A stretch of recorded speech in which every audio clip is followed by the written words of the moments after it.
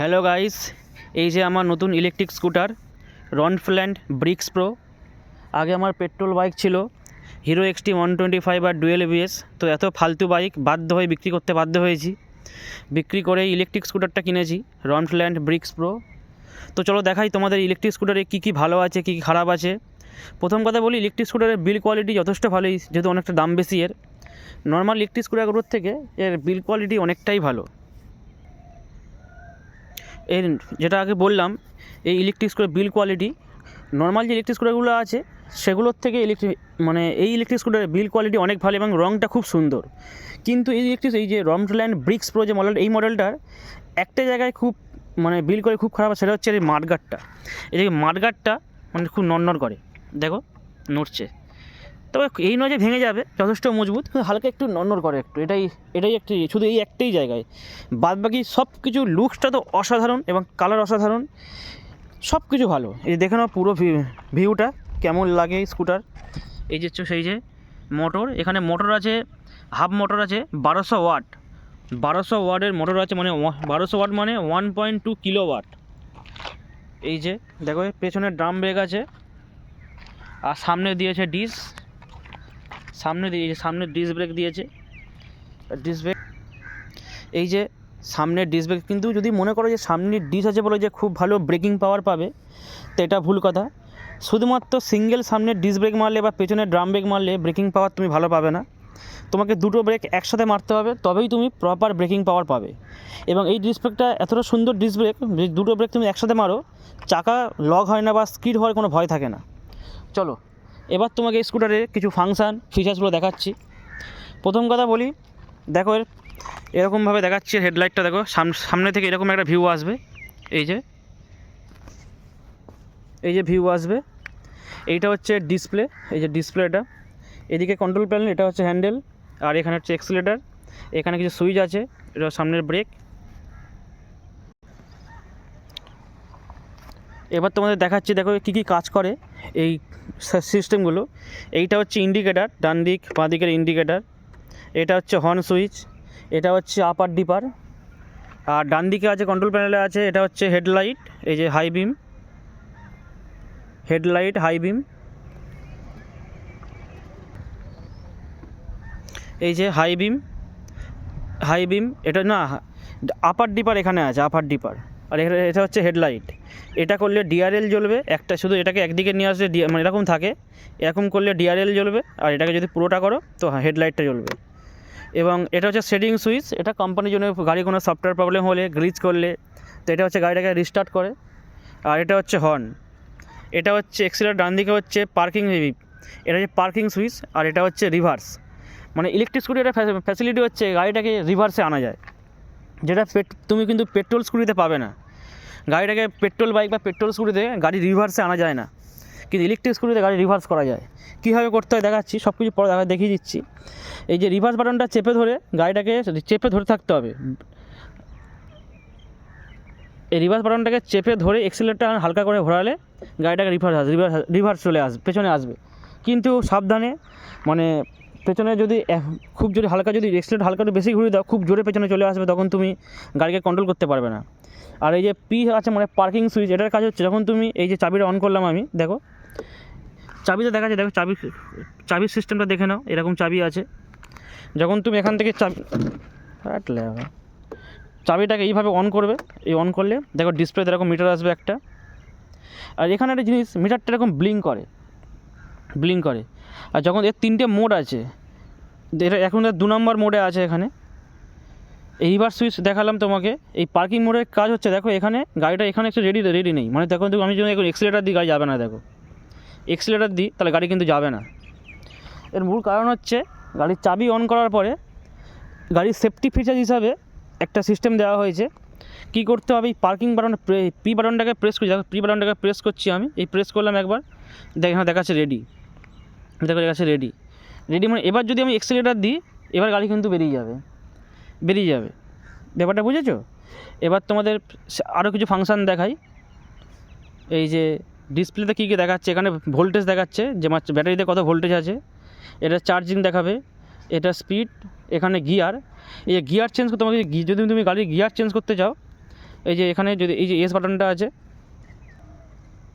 এই যদি তুমি গাড়ির গিয়ারটা চেঞ্জ করতে চাও তাহলে এই যে এস বাটনটা আছে, এই যে এস বাটনটা, এটাকে একবার চাপবে, এই যে 3-এ এলো, আবার একে যদি এখান থেকে আরেকবার চাপো গাড়ি 1-এ এলো। 1 2 3 তিনটে মোড থাকে, এবং 1 2 3 তিনটে মোড থাকে, তিনটে মোড থাকে। আর সবচেয়ে বড় কথা হচ্ছে এই যে তিনটে মোড আছে, প্রথম মোডে মানে যেহেতু এটা নাম্বার প্লেট নেই, দেখো গাড়িতে কিন্তু নাম্বার প্লেট, এটা কিন্তু নন রেজিস্টার গাড়ি, এই গাড়িতে কোনো নাম্বার প্লেট নেই, তাই এই গাড়িতে স্পিড হচ্ছে 60 কিলোমিটার, কিন্তু সরকারের তরফ থেকে এই স্পিড দেওয়া হচ্ছে 25 কিলোমিটার। কিন্তু 25 কিলোমিটার যদি স্পিড হয় তাহলে এত লাখ টাকা দাম দিয়ে এত দামি দামি গাড়ি কেউ কিনবে না। তাই কোম্পানি এখানে একটা খেলা খেলেছে, কী করেছে যে তোমাকে এই গাড়িতে স্পিড আছে কিন্তু 60 কিলোমিটার, যদি তুমি গাড়ি যদি 3 গিয়ারে চালাও তাহলে তোমার স্পিড উঠবে 60 কিলোমিটার, ফার্স্ট গিয়ারে পাবে 40 কিলোমিটার, আর যদি তুমি এখানে সেকেন্ড গিয়ার দাও, এই সেকেন্ড গিয়ার দিলে পাবে তুমি 50 কিলোমিটার, আর যদি থার্ড গিয়ার দাও তাহলে পাবে 60 কিলোমিটার। কিন্তু এখানে একটা খেলা খেলেছে কোম্পানি, এই আগেই বললাম না, এখানে একটা কোম্পানি খেলা খেলেছে। কী করেছে, মানে সরকারের তরফ থেকে বলা হয় যে 25 কিলোমিটার নন রেজিস্টার গাড়িতে 25 কিলোমিটার উপরে স্পিড থাকবে না, কিন্তু কোম্পানি এখানে 25-এর উপরে, এমনকি 25 কিলোমিটার অনেক বেশি স্পিড দিয়েছে। কিন্তু তুমি যদি 25 কিলোমিটার বেশি স্পিড নিয়ে রাস্তায় যাও, পুলিশ যদি তোমাকে রাস্তায় ধরে, তো তখন তুমি কিছু করার নেই, তখন তোমার ফাইন করে দেবে। কিন্তু কোম্পানি এখানে কী ফ্যাসিলিটি করেছে দেখো, এখানে একটা সুইচ করেছে কোম্পানি, ঠিক এর ভেতরে, ঠিক এই হ্যান্ডেলটা আছে, এর ভেতরটা একটা সুইচ করেছে। এই সুইচের কাজটা কি, এর কাজ হচ্ছে স্পিডকে লিমিট করে দেওয়া, মানে লিমিট বলতে এই ডিসপ্লেতে লিমিট করা।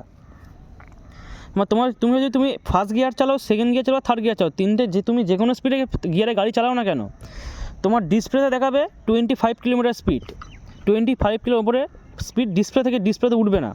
কিন্তু তুমি স্পিড পাবে কিন্তু ফার্স্ট গিয়ারে 40, সেকেন্ড গিয়ারে 50, থার্ড গিয়ারে 60, এটা তুমি অ্যাকুরেট স্পিড পেয়ে যাবে, কিন্তু ডিসপ্লেতে দেখাবে 25 কিলোমিটার। আর ডিসপ্লেতে দেখানোর জন্য কী করতে হবে, তোমাদের এইটাকে লাগিয়ে দিতে হবে, এই যে সুইচটা আছে, এই যে এটাকে লাগিয়ে দিলে ডিসপ্লেতে 25 কিলোমিটার উপরে স্পিড দেখাবে না, কিন্তু স্পিড উঠবে। আর যদি তুমি এই জিনিসটাকে এটাকে খুলে রাখো তাহলে ডিসপ্লেতে তুমি যেমন স্পিড তুলবে সেরকম স্পিড দেখাবে। এটাই হচ্ছে কথা। এবার তোমাদের গাড়িটাকে দেখাই কী কী সিস্টেম আছে। এবার তোমাদের দেখাই গাড়িতে ডিকি স্পেস কতটা আছে। দেখো এখানে একটা জায়গাও দিয়ে দিয়েছে, তোমরা এখানে ফোন রাখতে পারো, প্লাস এখানে একটা এই যে চার্জিং সিস্টেম দিয়েছে, চার্জিং সকেট দিয়েছে, ফোনের চার্জও দিতে পারো। এবার তোমাদের দেখাই ডিকি স্পেস খুলতে গেলে তোমাকে প্রথমে এটা করতে হবে, চাবিটাকে এরকম ঘোরাতে হবে, গাড়িটাকে অফ করতে হবে। অফ করার পরে গাড়িটাকে এরকমভাবে ঘোরালে ডিকিটা খুলে যাবে। ডিকিটা খুলে গেলে দেখো ডিকিতে কত বড় জায়গা, দেখো এটা হচ্ছে এমসিবি, এটা ফেলে দিলে গাড়ির পুরো ইলেকট্রিক সিস্টেম অফ হয়ে যাবে। দেখো এই ব্রিক্স প্রোতে একটা ভালো ফ্যাসিলিটি হচ্ছে এর গাড়ির জায়গাটা অনেক বড়, কত বড় ডিকি স্পেস দেখো। আমার এখানে ব্যাটারি লাগানো আছে, আমার ব্যাটারি হচ্ছে 72 ভোল্ট 40 এম্পিয়ারের ব্যাটারি, 120 কিলোমিটারের মতো মাইলেজ দেবে। দেখো ব্যাটারি কত বড় ডিকি স্পেস, আমার একটা হেলমেট ঢুকে গেছে, একটা হেলমেট পর্যন্ত ঢুকে গেছে। ডিকিটা বন্ধ করে দিলাম।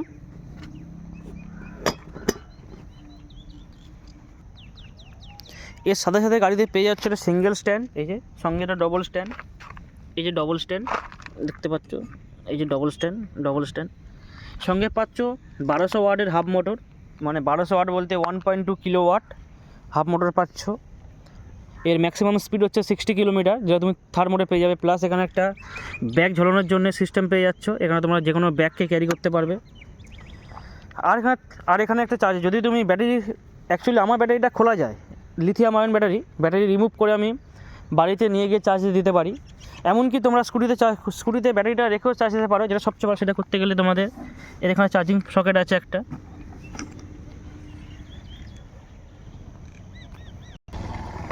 এই যে দেখো এখানে একটা চার্জিং সকেট আছে, এই সকেট থেকে তুমি ব্যাটারিটাকে স্কুটির ভেতরে রেখেই চার্জে দিতে পারো। আর যদি ব্যাটারিটাকে খুলে চার্জে দিতে চাও তাহলে তোমার সিট খুলতে হবে, সিট খোলার পরে ওই ব্যাটারিটাকে বের করতে হবে, বের করে তুমি বাড়িতে চার্জ দিয়ে আবার সিটে লাগিয়ে দিতে পারবে।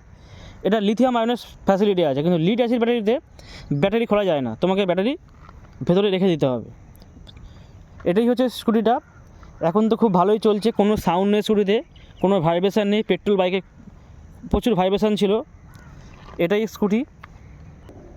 তোমরা যারা সাইকেল কী বলে এক গাড়ি কিনবে, ইলেকট্রিক স্কুটি কিনবে ভাবছো, তাদের জন্য একটা বলবো, আমি বলবো যে এই গাড়িটা কিনো না। গাড়ির সব কিছু ভালো, কিন্তু কিছু কিছু খারাপ দিক আছে, যে এর থেকে তুমি কম দামে ইয়াকুজা কোম্পানির এরকমই পুরো অ্যাকচুয়ালি কী জানো একটা ব্যাপার বলি তোমাদেরকে, এই যে লুক দেখতে পাচ্ছ, লুকসগুলো না, যেহেতু এই যে লুকসটা দেখতে পাচ্ছ, এই লুকসগুলোতে কোনো রেজিস্ট্রেশন নেই, তাই এর মানে হচ্ছে এই লুকসের গাড়ি যে কোনো কোম্পানি বানাতে পারে। তাই এই কোম্পানির গাড়ি, এই লুকসের গাড়ি অনেক কোম্পানি বানিয়েছে। তার মধ্যে এটা তো রমডান তো খুবই ভালো, কিন্তু এই গাড়িতে কিছু কিছু ফিচার্স কোম্পানি দেয়নি, যে ফিচার্সগুলো আপনি যদি এই একই গাড়ি ইয়াকুজা কোম্পানির হয়ে কেনেন, তো সেখানে আপনি এক্সট্রা অনেক ফিচার্স পাবেন। কী কী পাবেন চলো দেখাচ্ছি। প্রথম কথা, যদি আপনি ইয়াকুজা কোম্পানির গাড়ি কেনেন, আপনি পাবেন ইনবিল্ট জিপিএস সিস্টেম। না, আপনার গাড়িটা কোথায় আছে আপনি ফোন থেকে বসে গাড়িটাকে অপারেট করতে পারবেন এবং ট্র্যাক করতে পারবেন। কিন্তু এই একই মডেল যদি আপনি রনফ্ল্যান্ডে কেনেন, তো আপনি ইনবিল্ট জিপিএস পাবেন না। দ্বিতীয়ত, এর যে সিস্টেমটা দেওয়া হয়েছে, এই সিস্টেমটা দেওয়া হয়েছে, এই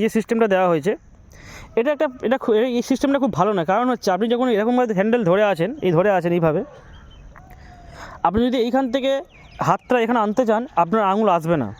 হর্ন বাজানো থেকে শুরু করে ইন্ডিকেটার, আপার ডিপারে কিন্তু আঙুল আসবে না আপনার। আনতে গেলে কী করতে হবে, হ্যান্ডেল ছাড়তে হবে, ছেড়ে এইভাবে আনতে হবে। এতে আপনার গাড়ি চালানোর ঝুঁকি বেড়ে যেতে পারে। এই জন্যে এই কনসোলটা সবসময় এই যে জায়গাটা আছে এইখানে দেওয়া দরকার ছিল, কোম্পানি কেউ এখানে দিয়েছে। একইভাবে এদিকেও পর্যন্ত এক্সিলারেটারের কন্ট্রোলটা এইখানে দিয়েছে। এখানে হাত আনা খুব মুশকিল, হাত আনতে গেলে এক্সিলারেটার ছাড়তে হবে, হাত আনতে হবে, আপনি তখন ঠিক ব্রেক করতে পারবেন না। ঠিক এই সিস্টেমটা ইয়াকুজা কোম্পানিতে করেছে। বললাম যে ইয়াকুজা কোম্পানিতে কী করেছে, ওরা এই যে পুরো প্যানেলটা আছে এটাকে এইখানে দিয়েছে, আর এই প্যানেলটাকে এইখানে দিয়েছে। প্লাস ওদের গাড়িতে আপনি পেয়ে যাবেন ইনবিল্ট জিপিএস সিস্টেম, সবচেয়ে বড় জিনিস গাড়ির নিরাপত্তা।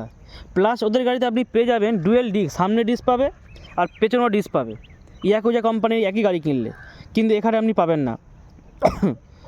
প্লাস এটুকুই বলার ছিল। এটাই ছিল এই গাড়ির ভালো খারাপ সব কিছু বললাম, গাড়ির ফ্যাসিলিটি, গাড়ির সব কিছু।